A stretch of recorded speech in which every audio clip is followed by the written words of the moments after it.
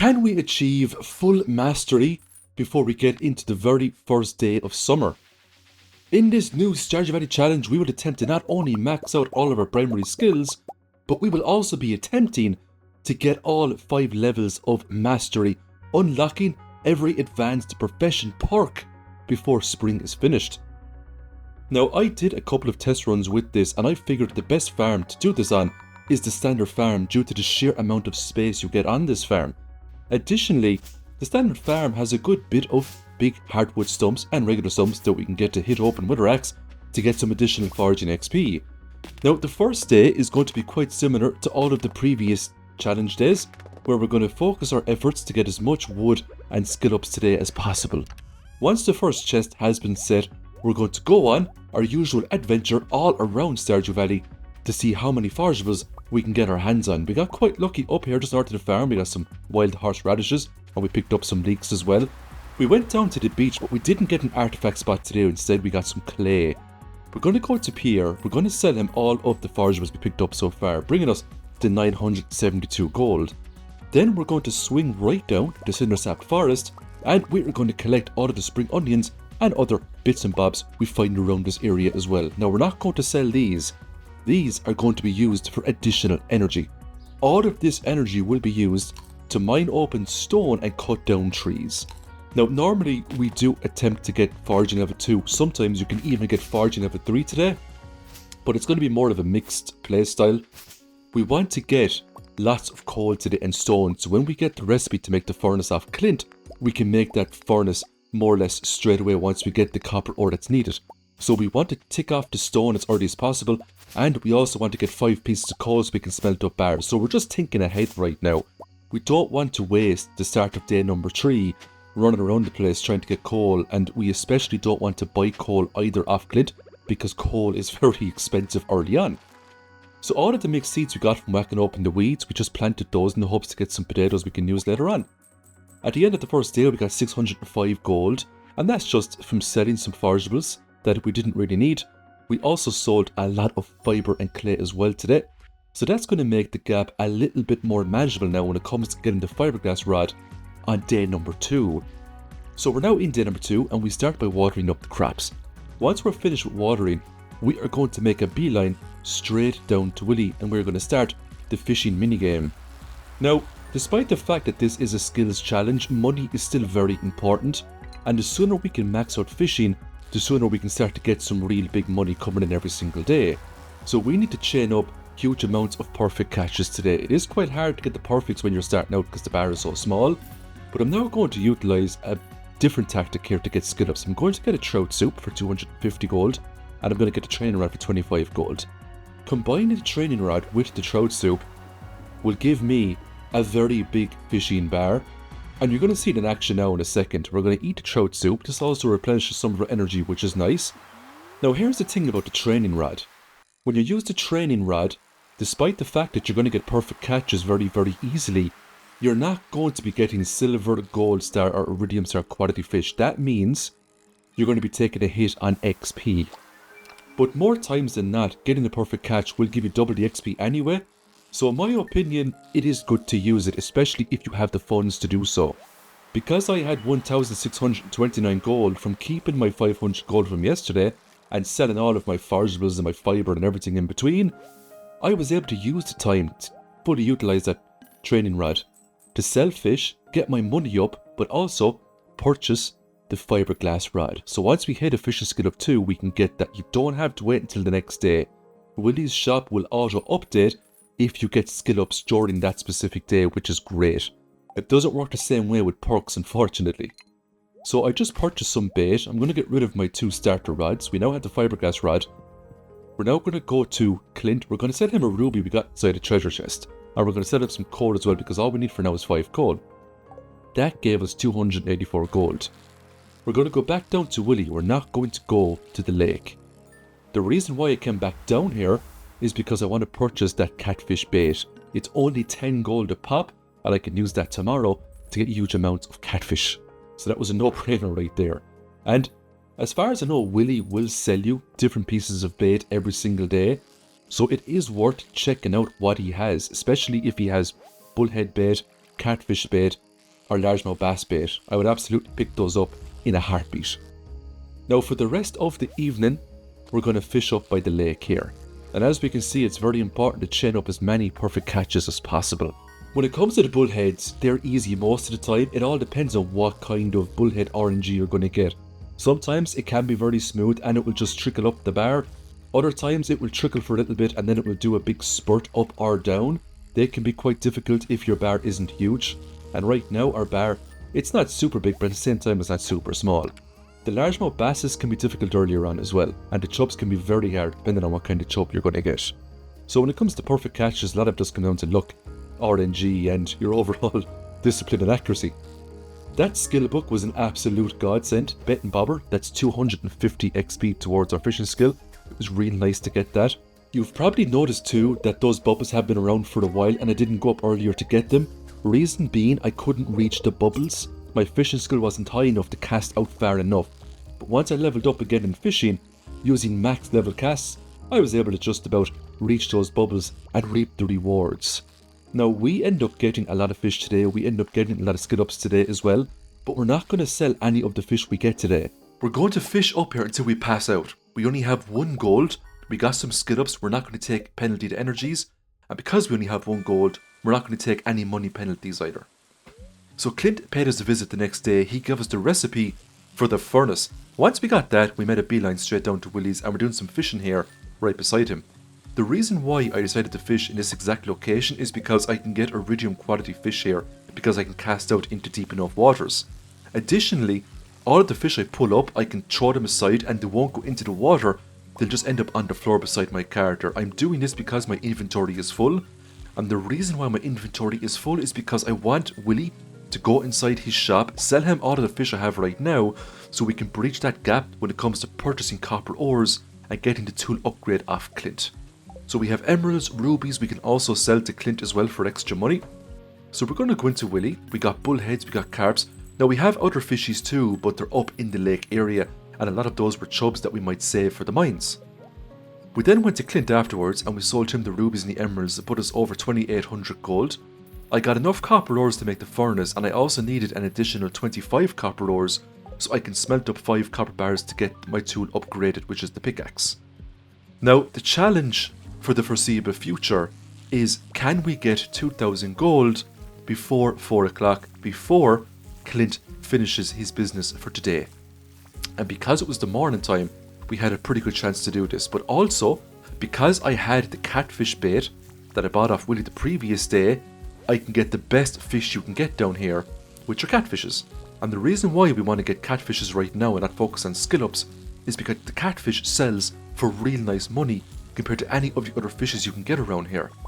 So we're going to smelt our bars and we're going to pull up some catfishes. Now we end up failing 1 catfish, which was unfortunate, but we actually managed to get the rest of them, which was pretty good. Some of the catfish were particularly hard, but we got pretty good RNG. So we're going to sell all those to Willie, put us up to 2900 gold. We're going to go back to Clint now, and we're going to get our pickaxe upgraded to a copper pickaxe. That means when it comes to day number 5, our pickaxe will be ready for the mines. For the next couple of days, we're going to be doing a lot of fishing. I mean a lot. Because we're maxing out all skills, it would be nice to get fishing to 10 before we start doing the desert festival so we can focus our energies on other things. As a real nice money boost as well, it would be nice to get the legend and smoke that up before the desert festival, because that gives a huge chunk of money. So when it comes to the general tactic here, what we really want is all the backpack upgrades. We want a steel pickaxe, we want a combat skill of 5 and a mining skill of 6 so we get the extra attack power buff, and we can also make regular bombs. We also need to unlock the bus. We've got 14 days to do that. Fishing is the best way to tackle it. We got a strange doll and a diamond today. That strange doll is worth 1000 gold. If we had the book of power that increases the price of artifacts, that thing would have sold for 3000 gold. So it was nice to get that. Now at the end of today, we did get a few skid ups in fishing, which was great. We got the level 5 so we can take fisher, fish for 25% more, and we got the level 6, we can make the bait maker. Now the bait maker is very important. Using this, we can more or less choose what fish we want to put up for the foreseeable future. But in order to make the bait maker, we need 3 iron bars, 3 pieces of coral and 1 sea urchin.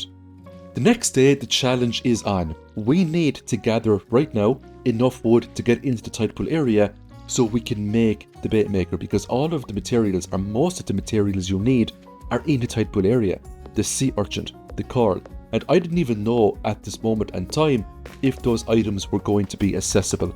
Now, if the items don't pop up, it's not the end of the world. We can still do lots of fishing, we just won't be able to zero in on what particular fish we want to pull up for the whole day. So we will take a little bit of a bang to money, but in the grand scheme of things, it's not going to ruin the run. It's not like it's a money challenge or anything like that. So it's not super important we get it, but if we can unlock it, it would be a bonus. So we are going to cut down trees right now until we get enough wood together to fix up the bridge to get into the tide pool area. It's also important to start cutting down some of these trees too, because eventually there will come a time where we are literally going to waste this farm with bombs so we can plant huge amounts of crops down. So we got very lucky with forageables today. Not one, but 2 sea urchins, more than enough coral to get that bait maker done. All we needed were some extra iron ores. And, I mean, if you're really lucky, you can fish up iron ores, but it's not super common as far as I'm concerned. We do have a handful of iron ores from all the fishing we've done over the past few days, but we still need to buy some off Clint so we can make a total of 3 iron bars.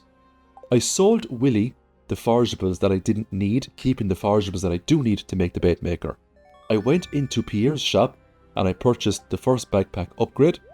I also sold him a parsnip soup as well that I got from a trash can just outside of the saloon. I purchased some potato seeds in the hopes to make some dish up the seas. I don't actually end up using them, so that was something that could have been avoided. I bought some iron ores off Clint and we went back up to the lake then with all of our gear, and we're going to fish for the whole day. At the same time, we're going to be smelting iron ores into iron bars, and once we have 3 iron bars created, we can then go ahead and we can make the bait maker straight away. All of the rubies, diamonds, any sort of resources we get today from fishing, because it's only the 4th, we're going to sell them for extra money. We're not going to keep them to trade in later on for spicy eels or triple shot espressos. We should get a lot more rubies, and if we're lucky, some diamonds later on when we're going through the regular mines. Having bait attached to your fishing rod is so important, especially when it comes to doing fishing around these bubbles, because it dramatically increases the fishing bite rate. As we can see here, when I cast my rod into the water, it only takes a mere 1 or 2 seconds, and I'm accessing the fishing minigame. And time goes still when you access the minigame. So if you're really lucky, and if you just get fish from the majority of your bubble catches, you can reel in huge amounts of fish within a very small window of time. And that is what makes fishing so powerful, especially when you're playing on solo mode. Before you know it, you've got huge amounts of skill ups in fishing, and you've got huge amounts of money coming in. The best part is that we're not even using the bait maker just yet. If we came up here with huge amounts of bullhead bait, most of these fish, 90% and above of these fish, would be bullheads. And if you were getting perfect catches on those all of the time, your fishing skill would just skyrocket. Not only that, but bullheads sell for real nice money. And once you get the fishing perk of 5, when fish are worth 25% more, you really start seeing the effects of your hard labours. Now you can take this a step further, and there's other routes that I haven't fully tried out yet. You can get a couple of hearts up on Linus there who lives in the tent. He could teach you wild bait, and if you get lots of slime together and bug meat, you can make wild bait, and it gives you a chance to pull up 2 fish instead of 1. Additionally, if you're able to get yourself an iridium rod and you put a drift spinner on it, that would also further increase the bite rate. That would stack with bait. So there's still a lot of things you can do to get the most out of fishing in any given day. And sometimes you can get quite lucky and you can get dress spinners out of treasure chests.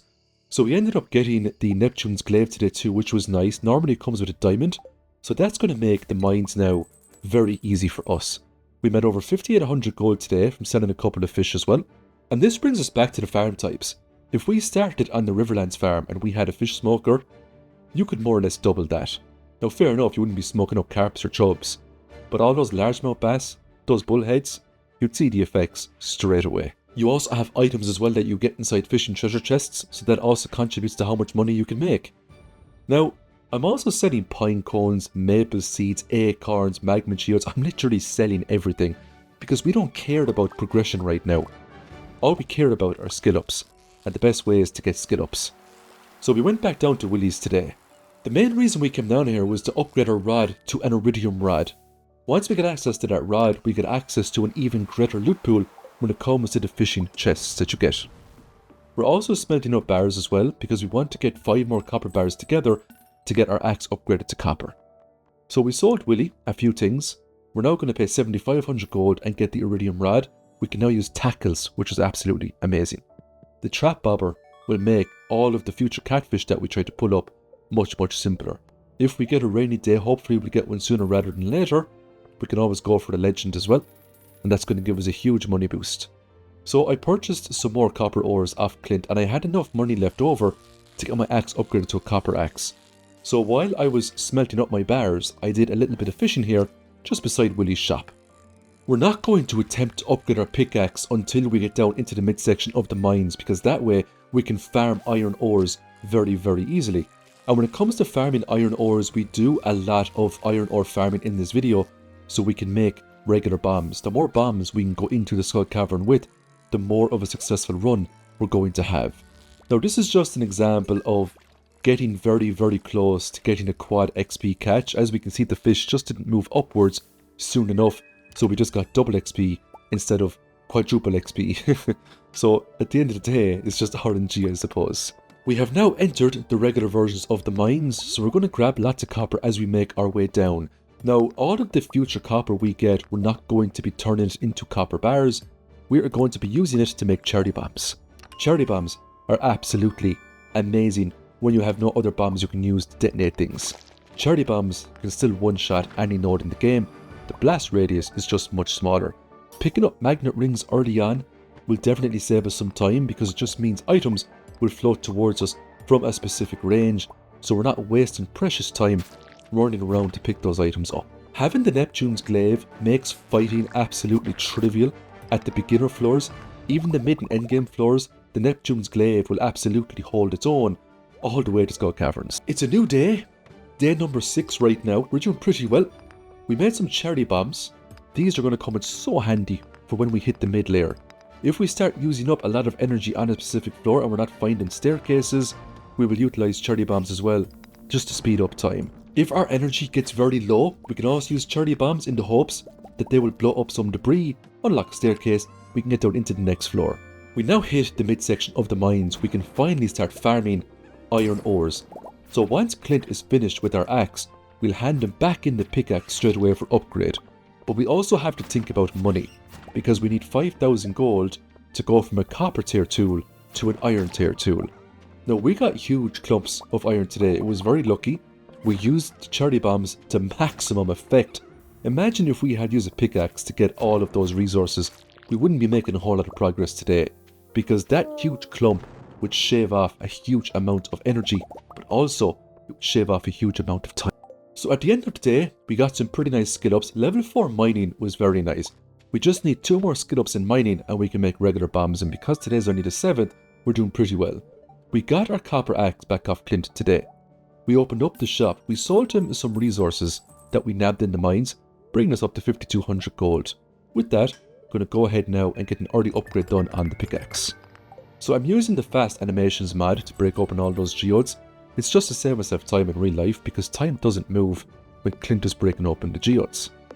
With our new axe, we're going to break open some hardwood stumps here, just to get some additional foraging XP. There's a prize ticket tucked away behind that tree that we picked up. We don't actually end up using it, but if you activate the first one, you do get that season's special forageable item. In this scenario, it would have been carrots, but we just don't bother with it for now. For the rest of the day, we're going to head back up into the lake area, and we're going to do some more fishing.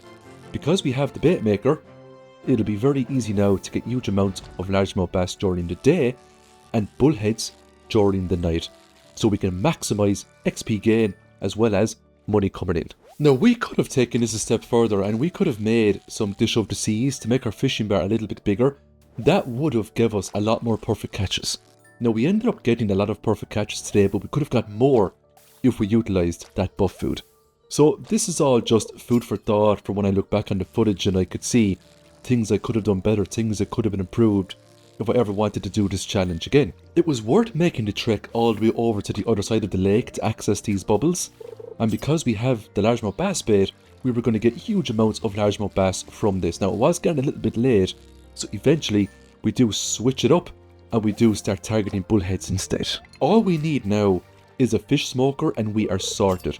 But even if we purchase the recipe for the fish smoker right now, even if we have the 10,000 gold to do so, we don't have all of the materials needed to make the fish smoker.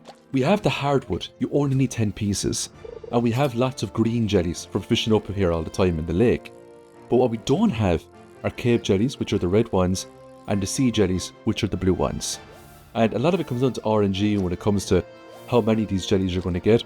You know, you can get the sea jellies as early as day number 2 when you start fishing down in the pier beside Willie's house. Now, Demetrius paid us a visit the next day, and we're going to select the mushroom cave because it's a real nice cave for foraging XP, and every 2 days we can go in there and we can get our hands on some mushrooms. What's more, it comes with a free dehydrator. So if we got, for example, 5 common mushrooms, we can just stick them into the dehydrator and we can get back a real nice food that gives lots of energy and lots of health. Today starts with me breaking open a lot more of these small little hardwood stumps to get more foraging XP, but also we want to get rid of all of the large debris around this farm before we start detonating the absolute stuffing out of it with bombs when we finish our big skull cavern gauntlets. It was then back up to the lake and we're doing more fishing up here for a bit. We got bubbles, which was very nice. At the moment we're using bullhead bait. We're not using largemouth bass bait because number 1, I didn't have any largemouth bass in my inventory, and number 2, I didn't have any largemouth bass bait. So I said, you know what? What's the harm in just getting bullheads for the whole day, right? When it comes to XP, I do find bullheads to be a lot easier to perfect catch than largemouth basses. Sometimes you can get a fairly hard largemouth bass, it can go a bit faster, it can be a bit more aggressive, you can start jumping all over the place. The bullheads, for the most part, always seem to be fairly smooth. Now, when it got to 5 o'clock, I headed down into the mines and I tried my hand at getting some stonefish. I didn't even bother using the bait maker because even with the bait, I always find that it doesn't make a huge difference when it comes to getting stonefish. Now, I made a huge amount of money today. From selling bullheads, largemouth bass, stonefish, items that I got from treasure chests. It put me right up to 21,000 gold, which was great. I went down into the wizard's tower here as well, and I can now access the community center bundles. I also got my steel pickaxe off Clint. I'm now going to hand back in the tool to upgrade. We're going to get our axe upgraded to a steel axe. Once we get the steel axe, we can access the secret woods, and that's going to give us way more foraging XP on a daily basis. So it's very important we get in there now as quickly as possible. So we're just making more progress now in the mines, and as we can see, we're getting lots of iron ore on our way down. We also got lots of diamonds today too, which was great. You get 150 mining XP every time you break open a diamond, and we end up getting a total of 3 diamond nodes today with the combination of emerald nodes and ruby nodes as well. They don't give as much as a diamond, but they still give nice chunks towards mining experience. Now, these skeletons don't give a whole lot of XP when it comes to combat, but what they can drop are a weapon called the bone sword, and if you don't have a good weapon by now, you can farm these for the bone sword. It's very nice to get. You can also sell it for a couple of 100 gold as well. When we got down to floor 81, we can now access gold ores, but the monsters down here give a lot of XP as well, which is great. So if you really want to get that combat level 5, just spend a good day down here, wiping out monsters left, right and centre, and you should hit it no problem at all. Now, on 81, I got lots of copper ores, which was a bit rare, so I took my time and harvested all of those. On 82, I came across an elite slime. I mean, it hit me once and I lost almost a third of my health. Sometimes those elite monsters can hit so hard. It dropped a weapon we're going to use for the rest of the run. This one is called the Yeti Tooth. It's got +4 defense, but it came with 2 enchants, which is quite rare. A +3 speed, which makes the weapon very fast, and slime gatherer. That means when you kill slime type enemies, they drop more slime. And you can sell slime for bits of money. Now that I look back on this footage, now that I'm reflecting, it actually would have been a great idea if I was able to get 5 iridium ores. So if I just brought more geodes to Clint, get 5 iridium ores, make an iridium bar, and get Robin to build a slime hutch. That means the slimes would start dropping slime eggs, and because I had slime gatherer, I'd be able to get way more slime from killing slime, so I would have been able to make way more money from selling slime eggs. So these are just things that I can use for my future challenge runs, but we'll see how it plays out anyway. So we made over 4,800 gold today. Most of it came from the mines, monster parts, resources like emeralds and things like that. We're now on day number 10. We're getting through spring and we're making good progress for the moment. We start by picking up all of our potatoes that we planted a few days ago. We're going to run down into the crafts room here. We're going to put in a wild horseradish and dandelion. a daffodil and a leek. We're also going to complete the construction bundle. Normally I go for the crab hat bundle, but I just didn't have the items on me to get that bundle completed. And to be fair, a lot of the things I was picking up from the tile pool area were being sold for extra money. But the construction bundle is easy enough. If you cut down lots of trees, you get lots of stone from the mines, and you have a little bit of hardwood, which we did have. The boiler room is always simple to do, because everything you need to get from the mines, and because we could access the bottom floors, it wasn't a problem to get the gold bar, the fire quartz, things like that. With the money we had, we finally purchased the fish smoker. We couldn't make it straight away. We now had to hopefully pull up a blue jelly from the ocean here. And this was a day that was resetted heavily. So I set a rule today. If I didn't get the jelly, I was going to reset until I got it. After 3 resets, I got the sea jelly, which was absolutely amazing. Using that sea jelly with everything else, we can now make the fish smoker. And the reason why I needed this was because I need that bust repaired. I need all those vault bundles completed before day number 15, and today was day number 10. I have 10,000 gold on me right now, so we're going to take the time now today and we're going to do some fishing. This fish smoker, combined with the bait maker, is an absolutely fantastic way to make some money. It is a brilliant investment. So if you're on the bars about it, should you get a fish smoker or not, just get it. You'll make your money back within 1-2 days max. And everything you make after that is just pure profit. So all of these largemouth basses we're going to get now, especially the iridium quality largemouth basses, they're going to go straight into that fish smoker and they're going to be sold. Now you can capitalize on this. You can add a few more steps to this to make huge money. If you get farming skill of 10, you get artisan. All of the smoked goods you get will be worth 40% more. If you get level 10 fishing and you get the final perk there that increases the sell price of fish by 50%, that will stack with artisan. You get even more money. So when it comes to the professions in general, fishing is always going to be a great source of making huge amounts of money. So we spent the whole day up in the lake fishing. We got good luck with the bubbles as well. The Junimos are fixing up the minecarts, which is great. Having the fast travel system will save us a lot of time.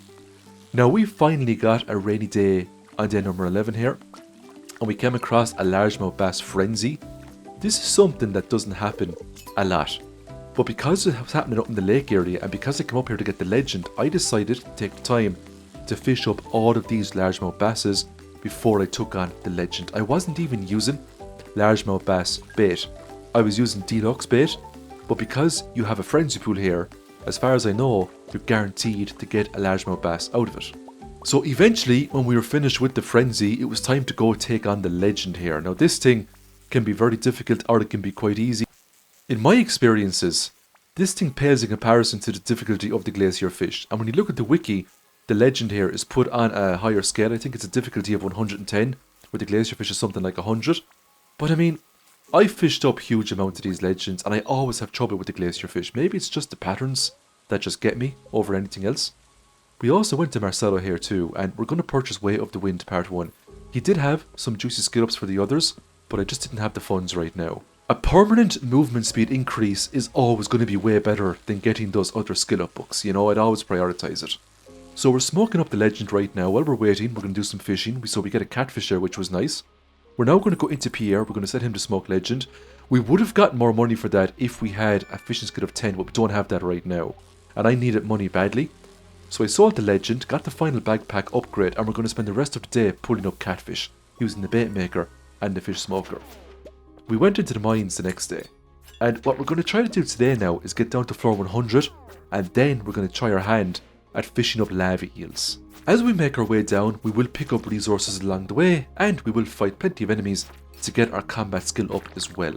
It would be nice to get it to 5 before we do Scout Cavern runs. That extra 10% goes a long way. On floor 97 we were greeted with a lovely diamond, and on floor 98 we were greeted with a ruby. We will keep those of course, and we'll hand those into the desert trader when it comes time to do the desert festival. On floor 100 we finally get the first star drop and the last star drop we're going to see of this challenge. But more importantly, floor 100 is home to the lava eels. Now these things are quite difficult, do not come in here unprepared. We do have a trap bobber equipped to our fishing rod. We can make huge amounts of trap bobbers because of the amount of sap and copper bars that we have. Now we only are getting maybe 5 or 6 lava eels today. Sometimes you can get a little bit more. I didn't use lava eel bait. I find that when you come down here even with bait, it doesn't really increase the odds of getting a lava eel. Now, don't get me wrong. Bait does increase the odds of getting it, but not to a huge extent. If you come down here with bait, you're going to end up going through all of the bait, primarily on trash, before you get another chance to hook one of these things. And when you do finally hook one, you have to be prepared, because sometimes, just like this that you're going to see unfolding right now, it becomes a trial and a half to pull up some of these lava eels. This thing was ferociously hard. Way harder than any of the other lava eels I was pulling up. But look, it was just the way RNG went, you know? So we finally got the fishing skill of 10. So today we're going to head down to for 110 to get the space boots, and the only reason we make the extra bit of trek to get them is because of the increased defense that they give us. And for 106 we got an infested room. This was actually quite nice because we're going to get lots of combat XP from this. And because we have Slime Gatherer, we're going to come out with an absolute ton of slime as well from it. Once we were finished with this room, we got down to 108, we killed a squid kid, it dropped squid ink. You can actually use that to make an early seafoam pudding if you want, because it's easy enough to get the flounders, and you can actually get the midnight carps if you go to Ginger Island and you fish them up in the evening time. Level 5 combat, we get fighter, all attacks do 10% more damage. Level 6 mining, we can now make some bombs. Now I made 54,000 gold today. That's actually a combination of fishing over a couple of days. Let's break it down. Thanks to the bait maker, huge amounts of largemouth bass, smoked catfish, smoked lava eels, smoked stonefish, ghostfish, crabs. It was just an absolutely fantastic haul of money. With all of that money, we're going to unlock the Vault Bundle. That's going to drain a lot of the cash for us, but we still have over 23,000 gold left. We're not going to squander it, we're not going to keep it, it's going to be used for maximum effect. We're going to get our steel axe, we're not going to upgrade anything else with Clint. Thank you for your service, we'll see you in the next challenge. We will now use the steel axe to get rid of all of the large hardwood stumps. We don't really want the hardwood, we're not trying to get to Ginger Island on this challenge, we just want the XP. So we're going to run around the farm, we're going to get rid of all of the stumps around here now. All of this XP is vital to max out foraging before we get into summer. Once we're finished with breaking down all of the stumps on the regular farm, we're going to head down into the secret woods. Now you can actually get into the secret woods a lot earlier if you use what's called the chair skip. I don't use it because I think it's a little bit of an exploit, so I always wait until I get the steel axe to get in there. We're now going to go to Gus. We're not going to spend all of our money on salads, we're going to get 40. That should be enough to last us the 3 days hopefully. For 5,000 gold, we're going to buy the recipe for the triple shot espresso, and with the rest of our money, we're going to purchase coffees. And we're going to turn all of these coffees into triple shot espressos using the cookout kit. So this is just another great use of utilizing the cookout kit if you don't want to spend the resources or the time in upgrading your house. And the reason why I'm doing this is because I've sold most of the diamonds that I've gotten, and I didn't have a whole lot of diamonds left over to get triple shot espressos to keep my speed up for the duration of time we're going to be hitting Skull Caverns. Because when the Desert Festival happens, we don't want to slow down over the course of the 3 days, especially if we're going for an egg rating of 55 or more. But more on that tomorrow. First of all, let's focus our efforts on today and get as much iron ore as possible so we can make bombs for the good successful run on the 15th. When day 14 ended, the Junimos fixed up the bus. Now we can't access the desert right now because Pam isn't around, you see, and we couldn't get warp totems. So we're going to spend the bones of this morning breaking open all those large stone chunks, regular stone chunks, because you can't blow them open with bombs. It's going to make life a little bit easier for us when we're detonating the farm later on to plant thousands of crops.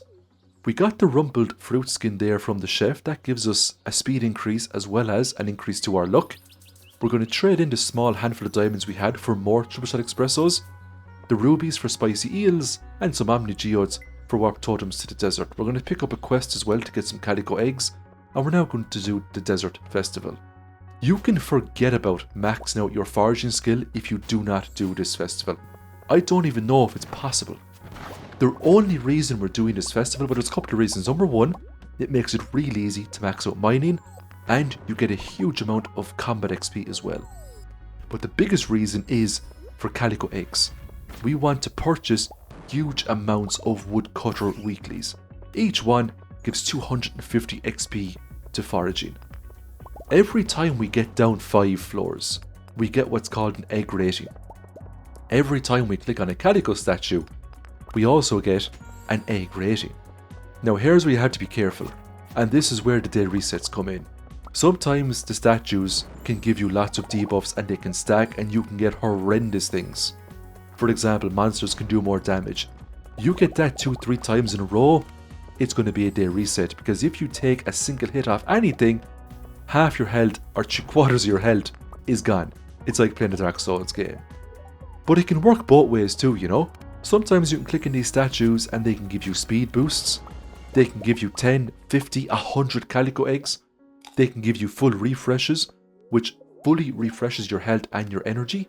They can even make monsters do less damage when they hit you. Now, if we stacked up a couple of enemies do more damage, it wasn't the end of the world for us because we had the Yeti Tooth. And that glorious weapon gives you a whopping +4 to defense. And that goes an awful long way, especially when you're fighting enemies that haven't been buffed through the Skull Key. We don't have the Skull Key right now, but you can do the Skull Caverns during the Desert Festival without the Skull Key. And the reason why you come in here without the Skull Key is because enemies have less HP, and as far as I know, they hit you for less as well, but I'm not too sure about that. Let me know in the comments if you're watching this far. Now, we ended up having an absolute cracker of a day today. We didn't get anything too exciting in the treasure rooms. Most of the things we do get, we're just going to sell them. What's very important about these runs is resource management. You see, occasionally you will find yourself running out of bombs. So if you come across iron nodes, gold nodes, make sure you take the time to grab them. Because once your bombs run out, and because you only have a steel pickaxe, you'll find progress to slow down dramatically because it takes 2 swings to break open a node here, see. And there's no point upgrading to a gold axe because it still takes 2 swings to break open a regular node. So take my advice, and try to prioritize the iron nodes when you can. It's very important. You can get very lucky with shafts.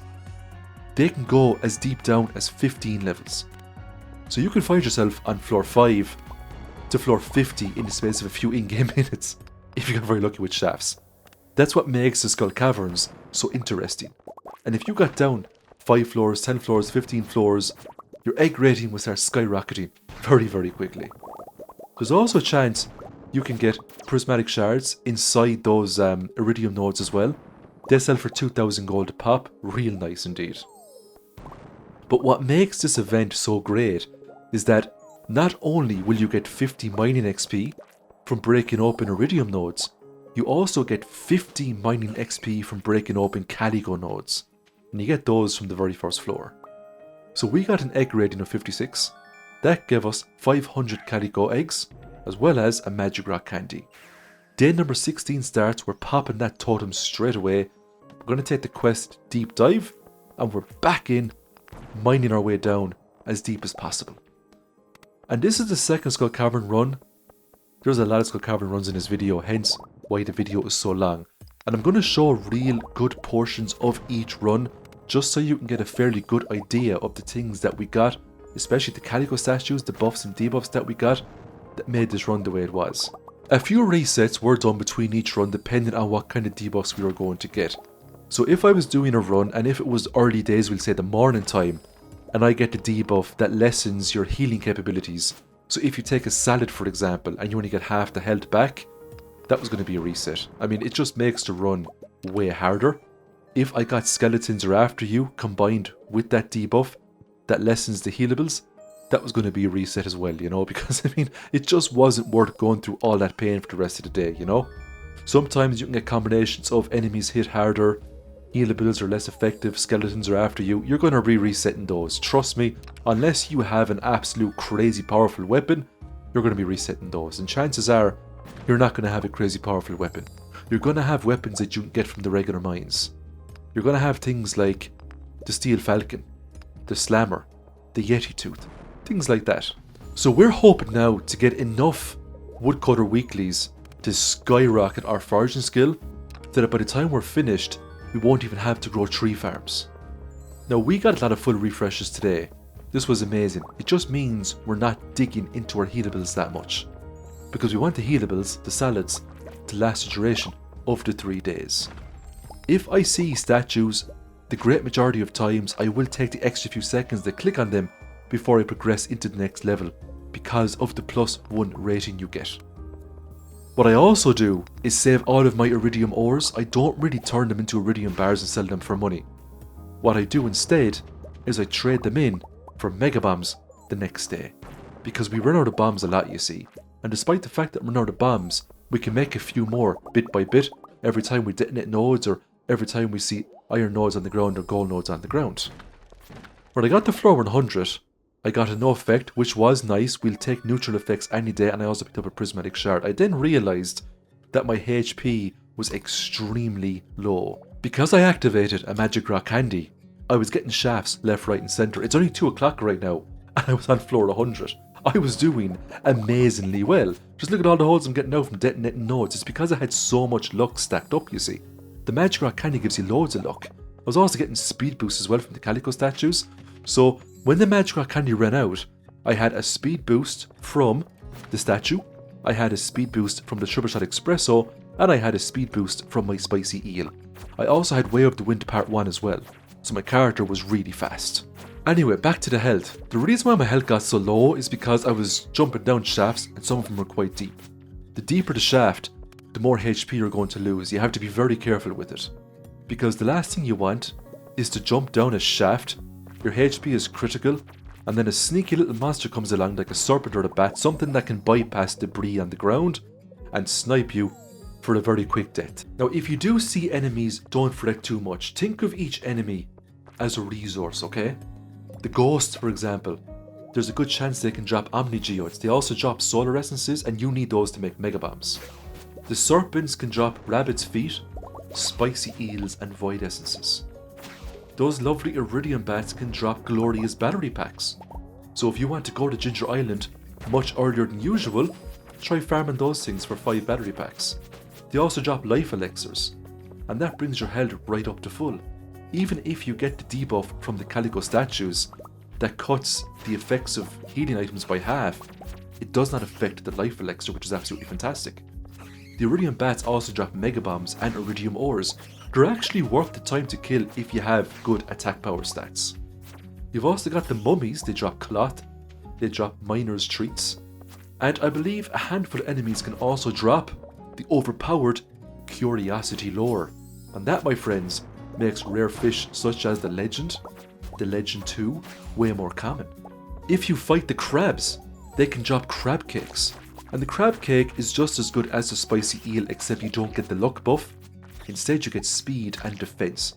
And sometimes, in all fairness, you need to stack a little bit more defense. All of these enemies also have a chance to drop calico eggs, and that's just an extra bonus. That only happens during the festival though. When we were finished with our egg rating, we got an egg rating of 68 today, which was absolutely insane. I got 500 more calico eggs off Gil. In terms of money made today, I made 18,000 gold. Yes, I sold the battery pack because we're not going to Ginger Island. So don't panic, the battery packs can be sold in this challenge. They're not sacred.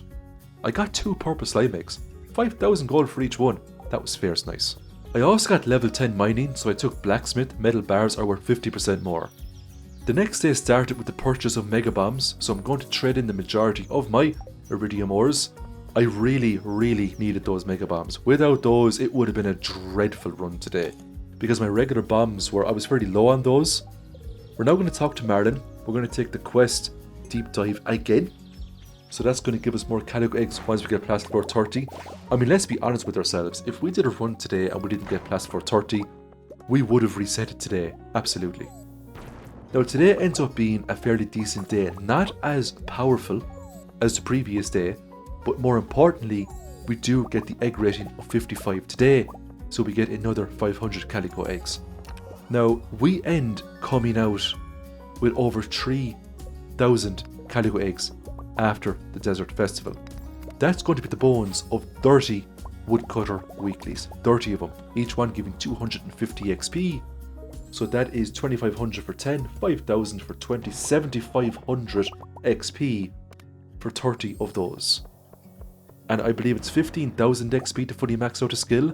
So that 7500 XP is going to go a very long way. We also have all of the XP we gained so far from going into Secret Woods, from breaking open all of the hardwood stumps, from picking up forageables from day 1 right up until now. So it's all going to stack up quite nicely. Now, we ended up getting extremely lucky today with rain totems. That's right. Today was resetted 4 times because I wanted rain totems. I finally got one, and for 100, I got 3 rain totems. That was very nice to get. Our luck didn't stop there. We ended up getting 6 rain totems today, which was absolutely amazing. And because I got 6 rain totems, I could get kale instead of parsnips when it comes to maxing out farming. And the great thing about kale was that it was going to give me way more money as well. I also got a lot of prismatic shards today too. After 126 we get 3 more rain totems. I mean, that was just crazy. That was absolutely crazy luck. What were the odds of getting 2 treasure rooms in one day that had 3 rain totems inside each one? Because when you open a chest, the rain totems aren't guaranteed to be 3. Sometimes you can get 1, sometimes you can get 2, but I got 3 twice in a row. So I was absolutely not going to reset today no matter what. Even if I didn't get an egg rating of 55, the rain totems were more important. Like 250 calico eggs would have done me just fine instead of the 500. Now I got a rating of 56, that's 500 more calico eggs off Gil. It put me up to 30,050. It's 100 calico eggs for the woodcutters weekly. I also made over 20,000 gold today. There's 7 prismatic shards thrown in there too for 14,000 gold. I kept 1 to get a weapon upgrade. I managed to get some furnaces built and I managed to fill them up with iridium ores before my character passed out. Those iridium bars will come in fierce handy now for extra money. I'm now going to use a lot of my bombs to start blowing open huge portions of this farm. It will take multiple bombs to blow the trees down, but we will have to get a little bit creative with our axe as well. I then went to Clint and I sold him my iridium bars, put me up to 105,000 gold.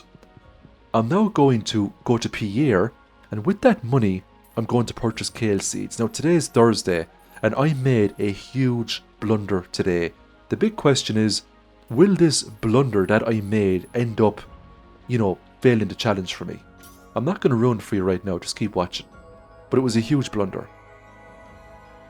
So I ended up trading my prismatic shard today for the galaxy sword. That's going to make life way easier now when it comes to farming up combat XP.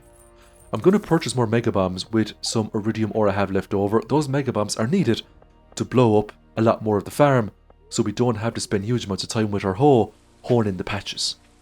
Now we have to use the hoe anyway because, there was lots of patches lying around the place, and it didn't take me too long to patch up the area I wanted to use to plant my huge amounts of kale. And this is why the standard farm is so great. Look at the amount of space you get to plant crops. That's why I always pick the standard farm. So if we want to go crop heavy, we have the space to do so. If this was the Riverlands farm, we would have been screwed. Yes, you can use the Riverlands farm to max out your farming skill, but you'd be very limited in space. What I really should have done today, okay? Or if I could go back in time, I would have chosen the Riverlands farm. I would have purchased just enough kale to get my farming skill to 10, plus a little bit more for the crows. But for the rest of my money, I would have purchased Deluxe Speed Grow because it was a Thursday and you can buy it for 75 gold a piece off Sandy. But here's the thing, right? I wouldn't have had enough money to get the speed grow I needed to dramatically increase the growth rate of each crop. But if I chose the Riverlands farm and started with a fish smoker, it would have been possible. And you might ask yourself the question, sure, what's 2 more days or 1 or 2 more days for the kale to grow? It's significant because you're waiting for the kale to grow to max out farming so you can get into the mastery levels. And the sooner you can hit mastery, the sooner you can go into Skull Caverns and start farming iridium ore to get huge amounts of XP. But here's the counter argument. Let's just say we harvested all of our kale 1 or 2 days before you're meant to harvest it because we had speed grow. Would we have the capabilities to max out our combat and our foraging skill on the same day we get to max out farming? See, that's the challenge. But let's keep watching and let's see how far we can get with this mastery. There's still a chance we can get full mastery. We're still doing extraordinarily well for spring. So we just got Clint to break open huge amounts of troves there. We got the Book of Power to increase the value of all artifact items. We're going to sell all of the artifacts to get huge amounts of money. For the rest of spring, what you're going to see now is a combination of me going to the Secret Woods to get Foraging XP and into Skull Caverns to get Combat XP. And it's just rinse and repeat until we get to harvest all of the kale. Now we made 36,000 gold today. A lot of that came from the artifacts. Treasure chest, 5,000 gold. Golden pumpkins, 2,500 gold. They're not affected by the Book of Power. You'll still get 5,000 for the chest and 2,500 for the pearls and the golden pumpkins. But what makes the book so powerful is that if you get like strange dolls, any other artifact that you get, dinosaur eggs, things like that, go for triple the value. We got the Book of Power way up to Winter Part 2 to make our character even faster, and it's just the usual, down to the Secret Woods area here, getting all of these items, going to the desert, getting all the trees there, going down to the beach, getting all of the forageables there. Even the spring onions are valuable because they give foraging XP. Going into the mushroom cave every 2 days, getting all of the mushrooms there. So today's the 21st, okay, we have more than enough rain totems combined with natural rainy days to get a full stack of parsnip seeds. I used a couple of more bombs. I blew open the left hand side of the farm. Look, it's not great, but I should have enough space to plant 999 parsnips, hopefully. The reason why I'm planting these parsnips is because it's going to help me with Mastery XP. And because we had the rain totems, once these parsnips are planted, I can just leave them alone. So when they fully grow, it's going to be free XP, free money more or less. That's the great thing about rain totems. And because we had the standard farm, it would only make sense to use the full space the farm is going to give you. You wouldn't be able to do that on the Riverlands farm, for example. The only horrible thing now about planting the crops late into spring is that a festival is going to come, the flower dance. You cannot get rainy days on festival days, so it's one extra day we have to wait to get all of the kale to get into the mastery tiers. So we're now on day number 22, and we start by going down into the Secret Woods, then we go into our cave to get our mushrooms, we'll dehydrate the common mushrooms, and then we're going into the Skull Caverns. And just like the previous days, we're going to go in and out of floor 1 for the most part, unless we get a shaft or a staircase or something like that, and we might go down to see what we're going to find. But for the most part, it's going in and out of floor number 1 fighting enemies. If we get the big purple slimes, it's a bonus, because within a short span of time, you can get huge amounts of combat XP by fighting them. But we're also collecting resources in here as well, because when the time comes, and when we decide to do back-to-back Skull Cavern runs to get thousands upon thousands of iridium ores, just to get all that mastery XP, you want to have huge amounts of resources to make huge amounts of bombs. So if we see iron nodes, gold nodes, iridium nodes, we're going to take them. We're not too concerned right now about making extra money. All of our crops have been planted. All of the resources we get now will be used for bombs. We can trade in the iridium ores for mega bombs. We can use the gold ores to make more mega bombs. We can use the iron ores to make regular bombs. We can use the copper ores to make cherry bombs. And all of these bombs will be needed to maximize XP gain for the last couple of days we get in spring. Now, I got very lucky on day number 23. I decided to fight enemies in the regular mines to see if it made much of a difference. I was really hoping for infested floors. I was going to reset today and just replay it by going to Skull Caverns, except that I found a mushroom floor, and this wasn't just any regular mushroom floor. This thing was absolutely filled up to the top with mushrooms. Look at the amount of mushrooms we're picking up here. And every time our Gatherer perk activates and we get 2 mushrooms instead of 1, we get double the foraging XP. So this floor was the reason why we didn't actually reset today. It was just an absolutely amazing floor. Now, once I was finished with picking up those mushrooms, I did start to wipe out a few more enemies. I was actually very close to maxing out my combat skill. And we do end up maxing out combat and foraging today. There wasn't a whole lot of trees left, but I didn't need huge amounts of foraging XP to get the job done. And every time I chopped open one of these small little tree logs, I was getting 1 foraging XP. So I basically chopped open every single tree log in Cindersap Forest. I then went to the desert and I picked up some coconuts, I picked up some cactuses, I used my hoe on some hoeing spots because you get foraging XP for the hoeing spots as well. And before I knew it, I had all of my skills bar farming maxed out. So for level 10 we'll take Brute, 15% more damage, and for level 10 Foraging we'll take Botanist, all of the forageables we pick up are of iridium quality. Now we have huge amounts of kale set up here on the farm, and we get the harvest kale with our scythe, and that's why I always go for the kale, because it is super simple to harvest. Before you know it, you're finished, you can move on with your life, you know? If we had to pick all of this up by hand, fair enough, time would be coming to a standstill, because every time you do a farming action, the time freezes for just a little bit. But when it comes to XP, kale is real nice. So we finally maxed out all of our skills, and today is the 24th. So that's a new record for me. I can now max out all of my skills on the 24th with just a handful of day resets. I was happy with that. But we want to go a step further now, you see. We now want to see how many levels of mastery we can get. Can we max out mastery before the 28th? We've got the 24th, the 25th, 26th, the 27th and the 28th to do it. That is 5 days, taking this into consideration as well, to see if we can get enough XP together to reach full mastery. So Skull Caverns all the way. Every time it says you've reached a new level of understanding, that means we've unlocked a new mastery tier. But here's the thing, you see, every time you unlock a new mastery tier, I think the level you need to reach the next tier increases by 5,000 every time, up to a maximum of 30,000 XP. Now, I actually recorded the entirety of all my Skull Cavern runs from the 24th all the way to the 28th, but I'm only going to show the best parts, because if I showed, you know, the full runs, this video would end up being hours in length. So here's just a quick pop-up here of all of the farming XP that we got in one day, all the way up to a farming level of 10. We took agriculturist, crops grow 10% faster, not that we're going to be using it anytime soon.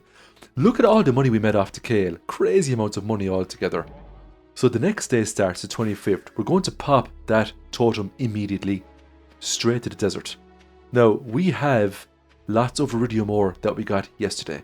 We are going to use that iridium ore to get more mega bombs, and we're also going to get a magic rock candy as well, because today is Thursday. That magic rock candy turns today's run into one of the most powerful Skull Cavern runs I have ever did. I mean, just look at the amount of iridium ores that we're getting, and I'm only showing the best parts. I'm only showing the floors that had huge amounts of ores. We got at least 1 or 2 pieces of iridium deposits on every floor we went down, once we kind of got past floor 50. I also got more rain totems today as well. I just thought that was hilarious, because rain totems are just so rare, and the majority of times when I do spring challenges, especially if it's a money challenge, they're just so sacred, you know. They're the make it or break it of a challenge, especially if you need to get your farming to a skill level of 10 and you don't want to do it the traditional way of using a watering can. Now, I wasn't just getting rain totems, I was also getting things like bombs, mega bombs, crystallariums, life elixirs. I was getting loads of stuff, but we didn't really care about that, so I'm just not going to show it in the footage, because all we care about right now is XP, how much XP we can get before the 28th. And I mean, look at the amount of iridium we're getting today because of that magic rock candy. It was just absolutely insanity. Now on the 26th, we're going to take farming mastery, and we're also going to take combat mastery because we have 2 levels in combat. I took the combat mastery because I want to get some trinkets to make my life a little bit easier for future Skull Cavern runs. The ice rod is particularly useful for immobilizing enemies.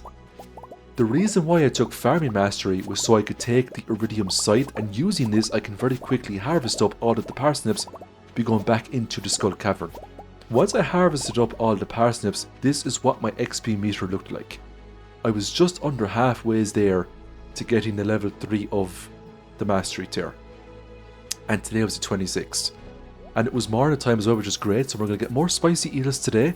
We're going to pick up more triple shot espressos. We now have the 26th, the 27th and the 28th to see if we can push this thing all the way to mastery level 5. I also traded in all of my iridium ore again for even more mega bombs. Now today was a great run. I mean, to be honest, if you're coming in here with mega bombs, even if you're getting a bad luck day, it's still going to be a pretty good run for you, because the blast radius of a mega bomb is just so big. And I don't even bother checking to see what luck I get each day, because it doesn't matter what luck I get. I have to come in here regardless. It's the best place to go for XP. Because we have the farming mastery, we're now finding different things in the treasure chests. We're finding golden animal crackers. Now each cracker can sell for like 1,000 pieces of gold, which is nice. This is what our skills look like now on day number 27. As we can see, we got into mastery level 3. But look at the amount of XP you need now to go from 3 to 4. You need 25,000. And to go from 4 to 5, you need 30,000 XP. That's 55,000 XP. So we have to ask ourselves the question now, right? Can we get 55,000 XP from doing a Skull Cavern run on day 27 and 28? Probably not. But we're not going to stop right now. We've come all this way, we might as well just finish it out and see what we can do. We still might do it, but look, we'll see. I mean, if we got very lucky with skill books, let's just say a couple of books of stars dropped, because they give you XP in each category, and the book of stars is actually a great way to skyrocket mastery XP. So imagine if they started dropping off enemies, there would be a chance, you know? And maybe if we reset day 28 over and over and over again until we got things like that to happen. Honestly, I don't know how many day resets you'd need, but we're not going to do that. We're just going to play through the Skull Caverns now to the best of our abilities for the 27th and the 28th and see what we get. I'm not resetting any more days. I tried to avoid combat to the best of my abilities because in my mind, time spent fighting enemies could have been time spent detonating iridium deposits because each deposit gives you 50 XP per detonation. Now let me know in the comments what you thought about this challenge run. Also let me know in the comments, should we take this file a little bit further and play it through a whole year to see what kind of a farm we could have. Now not only are we getting XP from iridium deposits, they of course give the most, but because we're using the Mega Bomb so well, we're getting XP from detonating almost everything. Even the amethysts there, the diamonds, the diamonds give 150 XP, that's 3 times the amount you'll get from iridium deposits. Unfortunately, diamonds aren't super common. The other great thing about bombs is that they can damage enemies, and mega bombs in particular will damage enemies quite a bit. I don't know how many times I've swiped at enemies a few times, then I've planted a bomb and it just blows them off the face of the earth. It's so nice when you see it. Now this begs the question, could we have done better if we mastered the art of the slingshot? And instead of planting bombs left, right and centre, we used a combination of bombs and slingshots. But as far as I know, a slingshot can only get ores that are very close to the walls. You can't get ores that are, we'll say, in the middle of a room, for example. But the slingshot is something that I might try out in a future challenge. So we are now entering into day number 28, and this is what our XP bar looks like right now. So let's be honest with ourselves here, okay? We don't have level 4 right now, and even if we did, could we really make 30,000 XP in one day? I mean, maybe, but look, we'll give it a go and see how we get on. So here we go, the final day. As per usual, we activated our warp totem to the desert. We actually got a skill book there from wiping out enemies called the Combat Quarterly. That's 250 XP, which is nice. It is very small in the grand scheme of things, so especially when you're trying to get 30,000 XP, As per usual, we're going to trade in all of our iridium ores for mega bombs. Today ended up being a real nice day for XP, but the big question is, did we get enough XP to actually get the full level of mastery? Mastery level 5. Could you imagine having full mastery going into summer with a few 100,000 gold in your pocket? Could you imagine the kind of farm you could have after playing it through a whole year? All of those advanced items you could make.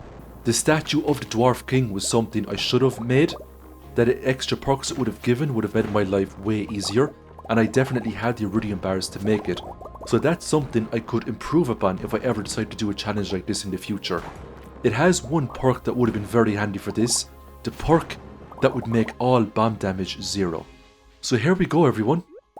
We are now in the 1st of summer. We're going to make our way down to the Mastery Cave and we're going to see just how well we did. We all know that we have at least 4 levels of mastery. The big question is, did we get the 5th? Did we get the XP we needed to get full mastery before summer? That would complete the challenge that we set out to get in the long run. Truth be told, we didn't get it, but we got very close. Let's take a look. We got over halfway there. Now I'm very proud of that. I think it was a good effort. There are things we could have done, potentially, to get more XP. If we got 1-2 more days in the Skull Caverns, we would have nailed it, absolutely. but to get 1 or 2 more days in Skull Caverns would have meant that we maxed out combat, foraging and mastery 1 or 2 days beforehand. Is it possible? I think it is. Given the fact that, you know, how close I got to getting this done, I think it's absolutely possible. So thanks everyone for watching my video. I really do appreciate you. I will see you all very soon in the next Stardew Valley video. For now, I hope you have a great weekend and a great week to follow. Bye everyone.